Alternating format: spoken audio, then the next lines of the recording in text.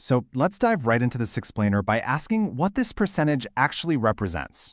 For way too many people, 25% is seen as just a minor inconvenience. It's this tiny little number printed way down in the fine print on a monthly statement, something they kind of just view as the small price of doing business to get what they want right this very second. But when we're talking about debt, 25% is literally the mathematical engine of complete financial destruction. Today, we're taking a really hard look at the true cost of a 25% annual percentage rate. We're going to explore how this specific number doesn't just act as a one-time fee, but rather it quietly and aggressively consumes your entire financial future before you even realize what's happening. Welcome to today's explainer, where we're going to contrast the devastating reality of high-interest consumer debt with the quiet, highly effective math of building true wealth. We're going to look at the exact same mathematical principle, compounding interest, and show you how it is actively destroying the middle class on one end and silently building absolute fortunes on the other. Understanding this duality? Well, it's the fundamental difference between working for your money and actually having your money work for you. Here is our roadmap for the analysis today. We've got 1, the 25% APR trap, 2, snowballing debt and lifestyle creep, 3, the single income risk, 4, the power of recurring revenue, and finally, 5, compounding wealth through funds. I promise that after we look at the dark hole of predatory debt, we'll pivot straight into actionable, proven strategies from our sources that show you exactly how to build a financially secure future. Okay, Section 1, the 25% APR trap, financing your own destruction. This brings us to just a shocking anecdote from our source material. There's the story of a young woman who maxed out a credit card with a $4,000 limit, basically paying for everyone's dinners and nights out. She actually called her mom to brag about hitting $4,000, completely confusing her credit limit with credit debt. She literally thought debt was an achievement, like leveling up in a video game. And honestly, can we really blame her? The whole system is designed to be a trap. The marketing makes it feel like an exclusive VIP club. And this happens because no one ever sat her down and explained that a credit card is a high-interest loan. It is not free money. It's a highly calculated financial product designed to extract wealth from her over decades. And this brilliantly illustrates the sheer danger of buying based purely on emotion.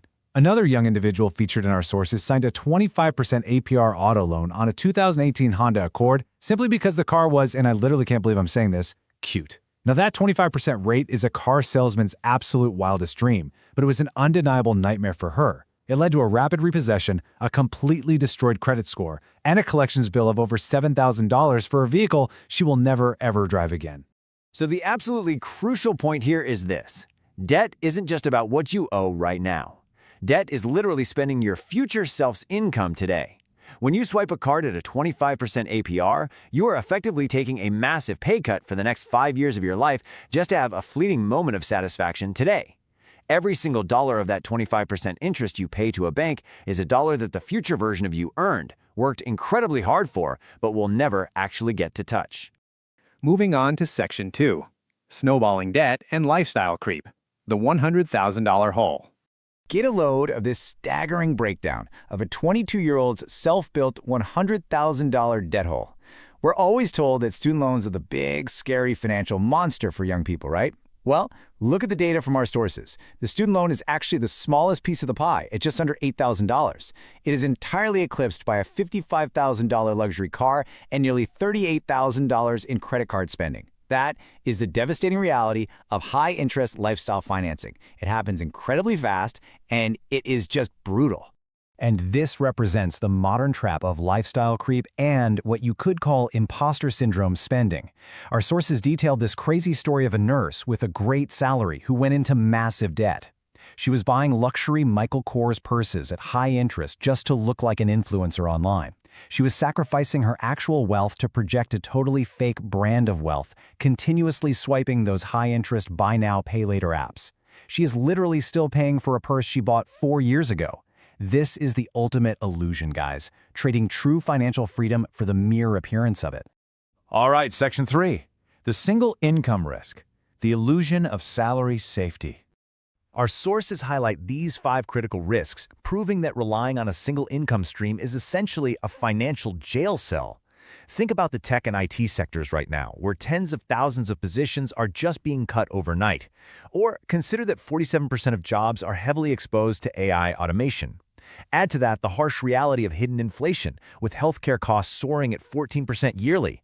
That single paycheck is nowhere near as safe as it feels, is it? If you are chained to a 25% APR auto loan, losing that one income means instant disaster. I want you to ask yourself this directly. If your paycheck stopped coming tomorrow, could you survive 6 months, 3 months, 6 days? Financial experts insist, across the board, that you absolutely must build a liquid emergency fund covering at least 6 months of essential expenses before you do anything else. Until you have that buffer, you're basically walking a tightrope without a net, totally vulnerable to the slightest breeze. Which brings us to Section 4, the power of recurring revenue, the wealth pivot. Let's completely flip the script and contrast these two approaches. On one hand, we have the broken glamorous trap, paying a recurring 25% APR for luxury cars and purses that literally depreciate the second they leave the store. You're effectively renting a lifestyle you can't afford. But on the other hand, we have true wealth. The rich and boring approach is all about earning recurring revenue by solving unglamorous, everyday problems. True wealth rarely looks like a flashy Instagram influencer. It usually looks like a quiet, rock-solid cash flow.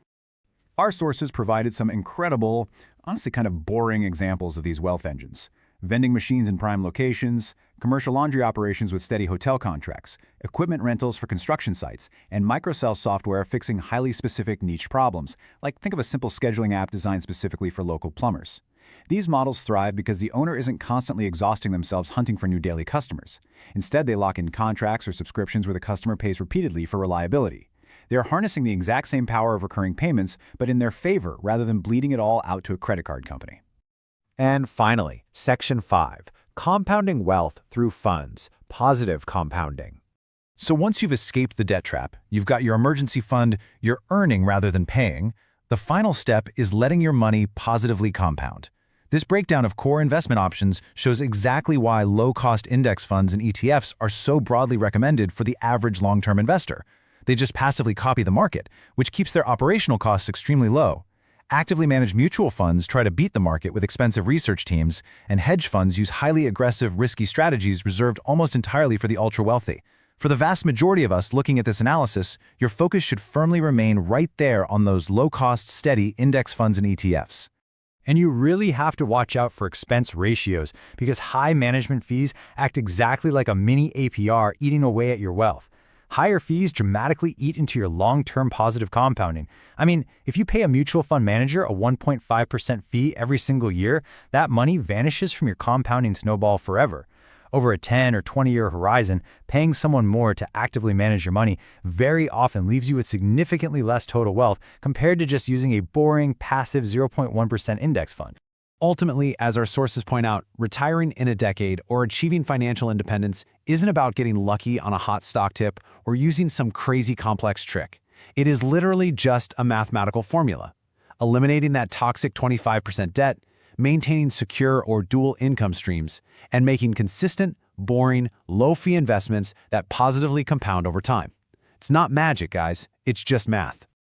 I'm going to leave you with this one final thought to deeply consider regarding which side of the compounding math your future self is going to live on. Are you building a boring system that repeatedly pays you? Or are you financing a glamorous lifestyle that traps you into paying 25% APR to someone else? The choice is totally up to you. Thank you so much for joining this explainer, and I really hope this changes how you view the true cost of your next purchase.